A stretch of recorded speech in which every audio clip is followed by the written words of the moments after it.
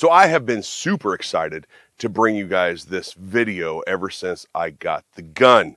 I just finished the first 1,000 rounds through this pistol, and that is of the Canik Prime Radian collaboration. This has been a really fantastic pistol. Let's get into it.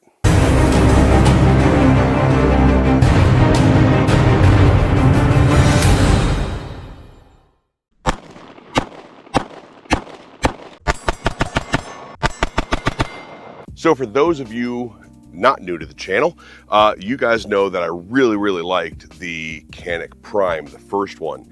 And in true Canik fashion, they stepped up the game, collaborated with Radian on this guy, added some parts, added the ramjet and afterburner, and really stepped up the game on this pistol. So today we're just going to talk about my experiences with this pistol and some of the specs and things like that as it pertains to the new Canik Prime Radian. So from a specifications point of view, this is very similar to the Canik Prime. It is just a fuzz longer, it is just a fuzz heavier, but in basically every other way, from the magazines to the width and things like that, it is almost identical with the exception of the Radian stuff that's on it. It still has those very nice front slide serrations that are really useful, especially when you have an optic on it. So it has the really nice front slide serrations. The back serrations aren't quite as pronounced and quite as deep, but if you're running an optic, chances are you're not racking it like this. You're using the front slide serrations, which is great. The grip texture is the same basic grip texture as the first Prime, where the grip comes all the way up here, which is super awesome, wraps all the way around the front of the pistol, but then they added the Radian back strap. Now they say that the back strap is for better control, that it grips the hand a little bit better. I have not shot the two side by side, but what I can say is that this doesn't seem to hurt the recoil mitigation and the controllability of the pistol. So that's a plus. Moving down from there, it does have the Radian magwell on it as well. Very generous magwell, works very well. Now, one of the things that kind of stood out to me with this magwell that I don't recall it standing out in the first Prime is that this magwell, I don't know if it's a little higher, like it sticks up a little higher, but it cradles my pinky finger a bit better, to my recollection, than the Prime, the first Prime did. So another freaking win. Mag release is easy to hit, and moving into the trigger guard. Trigger guard is that double undercut, which is something that I think a lot of companies are sorely missing, is that double undercut on their pistols. Even if a pistol doesn't give you like the Glock knuckle thing, even if the pistol has a low bore axis, there's never harm in having that double undercut. Raising your grip up into the pistol a little bit better for better control and recoil mitigation is always a better thing. Moving to the trigger. The trigger is that same textured flat face shoe, nice wide shoe, and that same really nice like 3.5 pound, 4 pound brake. Very short, real forced, does a nice job of forcing your finger forward, hitting that brake, and then it brakes at 90 degrees, which is awesome. Now I do have this outfitted with the Meprolite MPOS, their RMSC open emitter red, in this case green dot, which is new for them, and there will be a video of that in the very near future, and the Streamlight TLRX sub 1913. And as you can probably guess, it is RMSC direct footprint capable. Now it also does come with the tritium metal night vision sights on it as well, and the controls of this thing, just like the regular Prime, just like the rest of the Medi series, are very easy to use. Mag release, reach very well, right? Slide stop slide release, you can reach very well. It is also ambidextrous, so the slide stop slide release is already ambidextrous, and then the the button for the mag release can be swapped to the left side.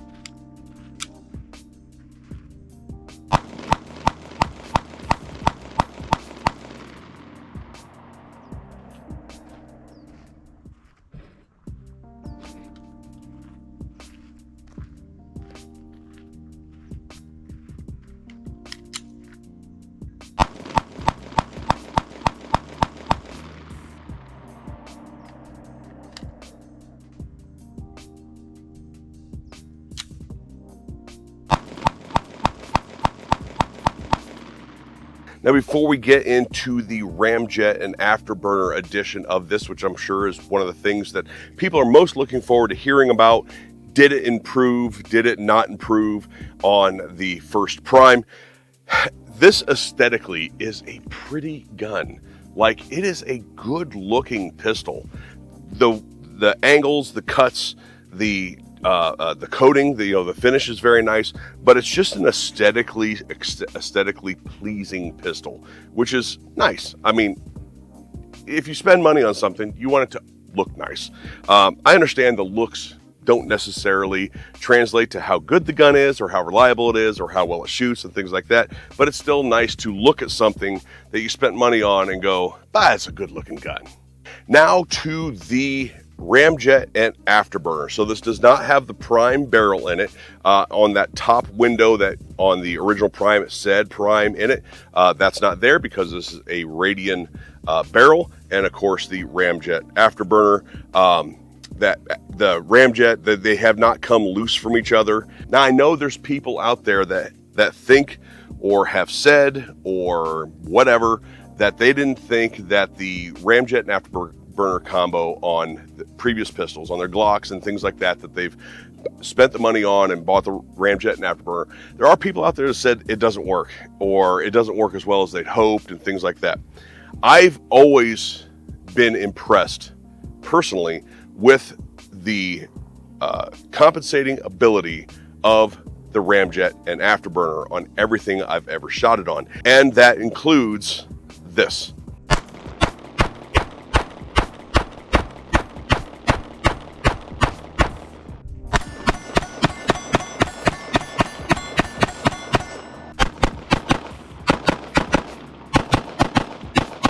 The original Prime with the 3-hole comp, integrated comp on the barrel and through the slide, was a flat shooting gun, still is a flat shooting gun, still a great gun, don't get me wrong. This shoots flatter, 100%, this shoots flatter. And if it doesn't visually, like if you've watched my videos in the past and you've watched my Prime video, if visually it doesn't look like it's shooting flatter, in my hand, it feels like it's shooting flatter. And that's, I think, an important distinction, is what I'm feeling versus what the camera is catching. What I feel in the palm of my hand, in the meat of my hand, in the webbing of my hand, and how I feel like I'm getting follow-up shots, this definitely shoots flatter, and I get better follow-up shots with the Radian stuff added to it over the original Prime. I don't know if you guys can hear that, but I'm right around skydiving area here in southern Arizona, and every time I make a video, they fly overhead. I don't understand. Now, not only has this shot flatter, noticeably flatter, not only is there a noticeable difference in the feeling in the palm and meat of my hand and webbing of my hand, not only do I feel like I get follow-up shots a little bit better, not only does the reticle track a little bit better in the pistol, but this is plenty accurate. I've shot this out to, I think it was 50 or 75 yards. If I remember correctly, I will roll that over here. But it shoots plenty accurate on a 2/3 side silhouette, which is what I always use for my distance testing for pistols. I don't use the full-size metal silhouettes like other channels do. So the 2/3 side silhouette, I had really no problems hitting it. And as far as that 25 yards and in, I'm just shooting ragged holes. All right, 25 yards, this should be easy. All right, 50 yards.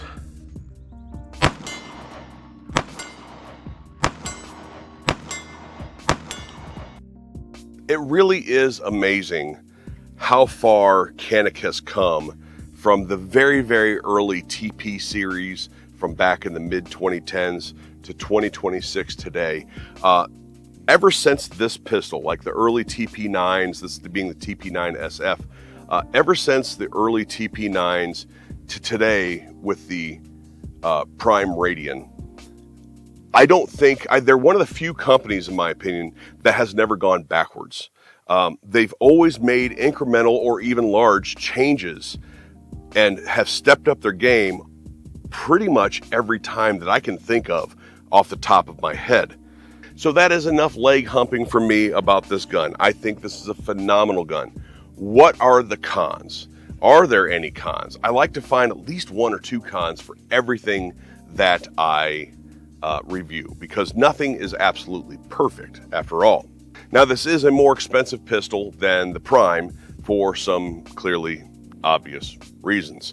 But other than that, the only thing I would say is one more mag.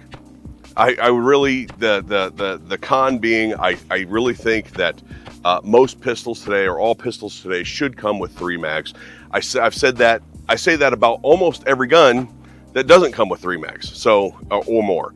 I don't know if there's any that come with more than that off the top of my head, but it's I have no complaints about the pistol. I'm filming. And I know that there's going to be some people out there right now who have seen my Instagram feed when I did a range day live stream on Instagram where the Canik Prime was malfunctioning. This is my second Canik Prime pistol. I'm always upfront with you guys about any problems or any issues I've ever had. This is my second Canik Prime pistol. I have shot 1 box of Fiocchi range dynamics through this pistol, and I've shot another 700 rounds or so of Remington UMC through this pistol, and another 200 or so rounds, 200 to 300 rounds of Magtech 115 grain through this pistol, and this pistol has run flawlessly throughout all of that. The first pistol I got from them, I had some malfunctions with some Wolf brass case ammo.